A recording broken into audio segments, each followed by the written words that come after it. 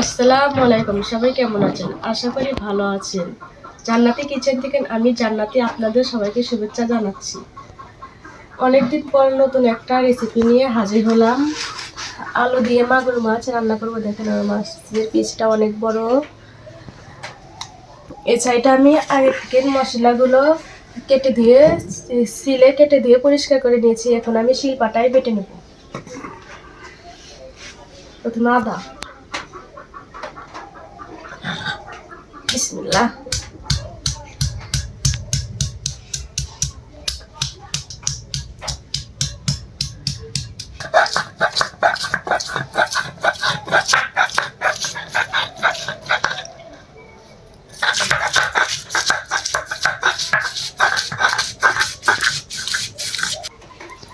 আদা বাটা শেষ, এখন আমি তুলে নেব।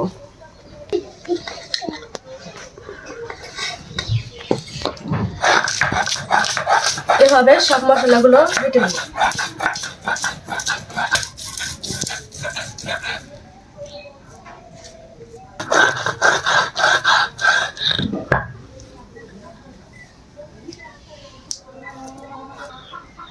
আমি আগে থেকে শুকনা মরিচ তেল দিয়ে ভেজে নিয়েছি, যেন বাটতে গেলে অনেক সুবিধা হয়।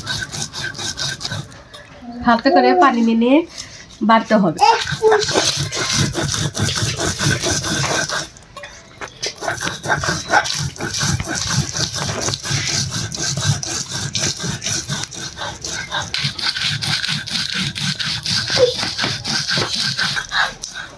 দেখেন আমি কত সুন্দর করে শুকনো মরিচগুলো বেটে নিয়েছি।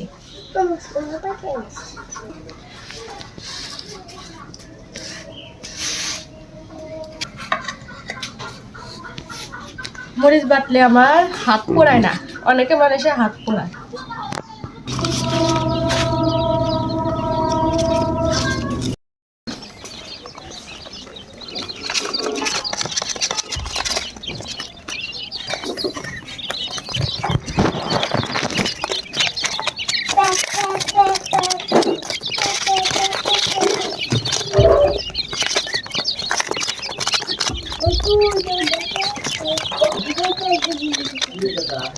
আজকে 14 দিন পর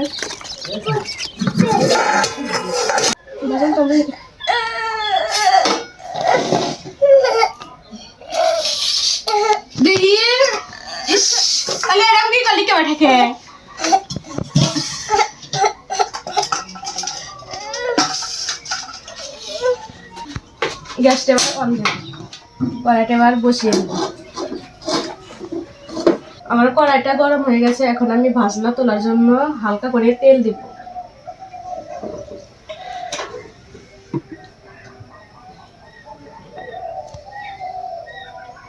তেল গরম হয়ে গেছে, আমি তো পেঁয়াজ কুচি।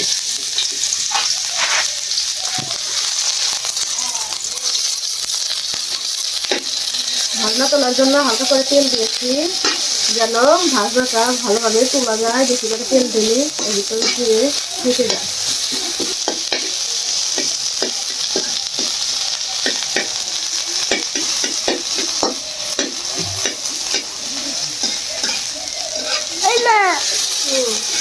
এই দেখেন ফ্রাই পেস্টটা আমার বাদামি কালার হয়ে এসেছে। এর ভিতরে জিরা, এলাচ, সাদা এলাচ, কালা এলাচ, দারচিনি, তেজপাতা ছেড়ে দিয়ে এগুলো ভালো করে নেড়ে চেড়ে নামিয়ে নেব। গ্যাসের ফ্লেমটা একদম কমিয়ে দেব। দেখেন আমার বাটাতে এগুলো আমি নামিয়ে নেব। এটা সাইডে রেখে দিয়ে এখন ফ্লেমটা বাড়িয়ে দেবো গ্যাসের। এতে তেল দিব। মাছটা কষানোর জন্য পেঁয়াজ কুচি সুন্দর দিয়ে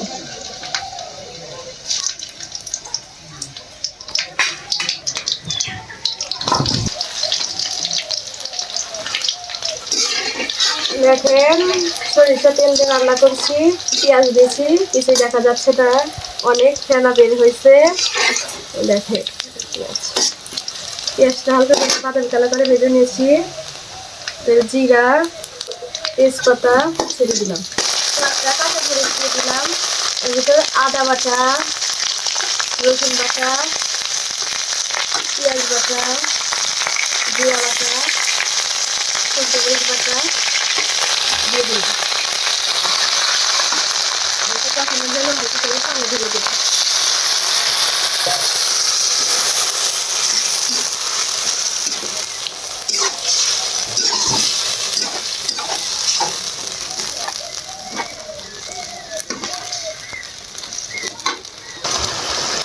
হলুদের গুঁড়ো, সদের গুঁড়ো, স্বাদ মতো লবণ, সাদা এলাচ, কালা এলাচ, দারচিনি,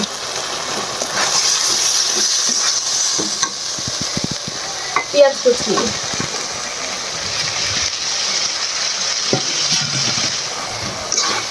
দিয়ে ভালো করে কষে দিব। আর একটু অল্প করে পানি দেব।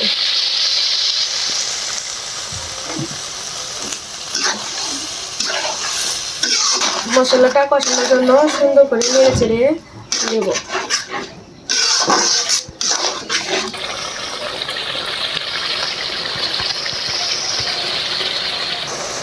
এবার মশলা কষানো শেষ, এর ভিতর মাছ ঢেলে দেব।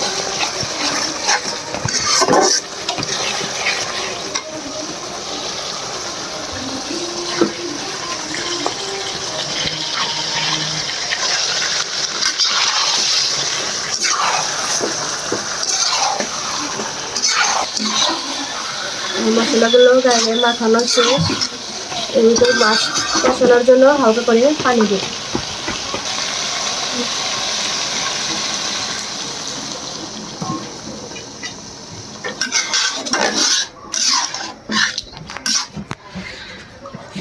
এবার ঢাকনা দিয়ে ঢেকে দেব।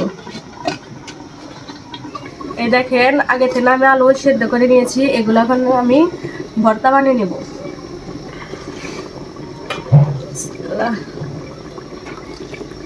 নতুন আলুর জন্য আমি চোষা ছিলে নিলাম না।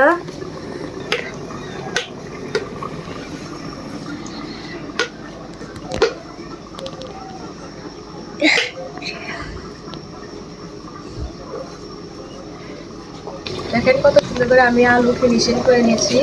এখন সাইডে রেখে দিয়ে মাছটা দেখবো আমার কষানো হয়েছে।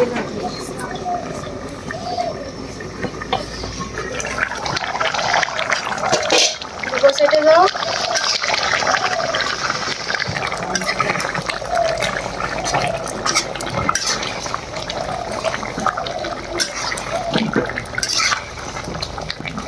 বড় বড় চাকা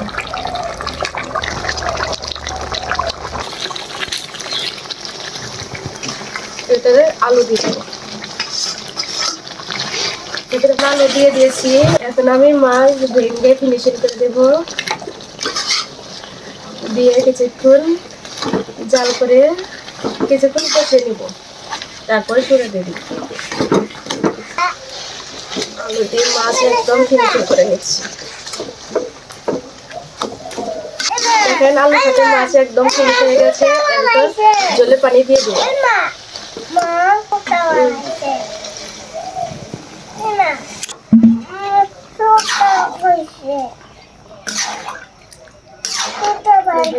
আমার মাছ মাছ হয়েছে। এবার ঢাকনাটা তুলে নেব।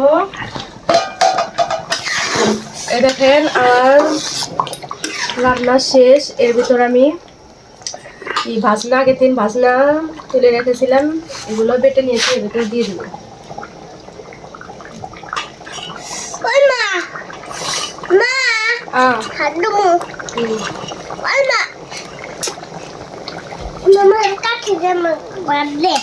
মশলাগুলো এভাবে মিক্সার করে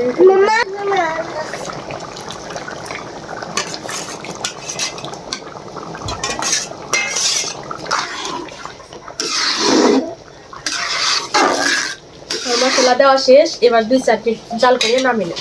তরকারি রান্না শেষ। এবার গ্যাসটা বন্ধ করে দিলাম, কড়াইটা নামিয়ে নেব। তরকারি কালারটা অনেক সুন্দর। আমার আলু ঘাটি মাছ দিয়ে, মজবুর মাছ দিয়ে ঘাটি দেখছেন।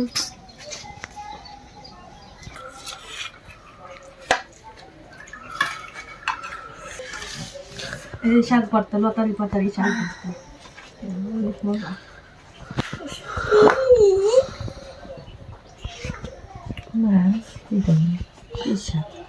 বিসমিল্লাহ।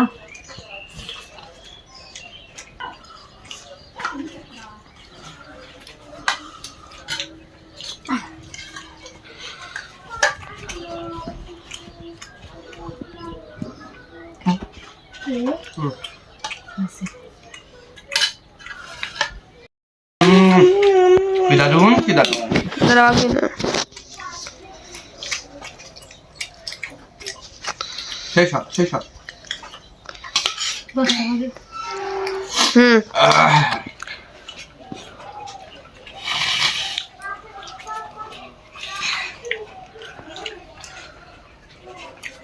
দিমু কাটি দিমু। খাই আগে। এই বন্ধুরা, কেমন আছেন সবাই? দেখেন আমি মজুর মাছ আলু ঘাটি দিয়ে ভাত খাচ্ছি। খুবই স্বাদ হয়েছে, খুবই ভালো লাগছে খেতে। এবং এই ঘাটি থেকে অনেক সুন্দর একটা ঘ্রাণ বের হচ্ছে, খুবই মজা।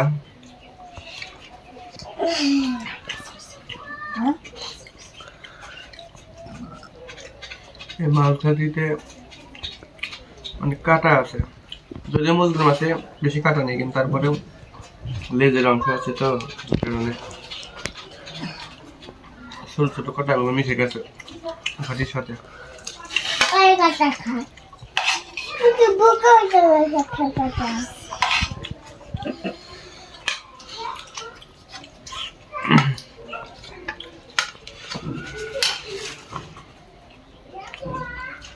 সাধারণত আলু দিয়ে মাছ ঘাটি পাঙ্গাস আর মজুর মাছ দিয়ে খাওয়া হয়, অন্যান্য মাছ দিয়ে খাওয়া হয় না, কারণ অন্যান্য মাছে অনেক ছোট ছোট কাটা থাকে, যে কারণে ছোটরা খেতে পারে না। আর পাঙ্গাস মাছ বা মজুর মাছ দিয়ে ঘাটি রান্না করলে ছোট বড় সবাই খেতে পারে, যে কারণে এই মাছগুলো দিয়ে বেশি ঘাটি রান্না করা হয়। তো ভিউয়ার্স, আমাদের ভিডিওটা আজকে কেমন লাগলো অবশ্যই কমেন্ট বক্সে কমেন্ট করে জানাবেন, এবং আমাদের ভিডিওটা বেশি বেশি লাইক করবেন, শেয়ার করবেন, এবং সবাই ভালো থাকবেন, সুস্থ থাকবেন। আজকের ভিডিও পর্যন্তই। আল্লাহ হাফেজ, বাই, টাটা।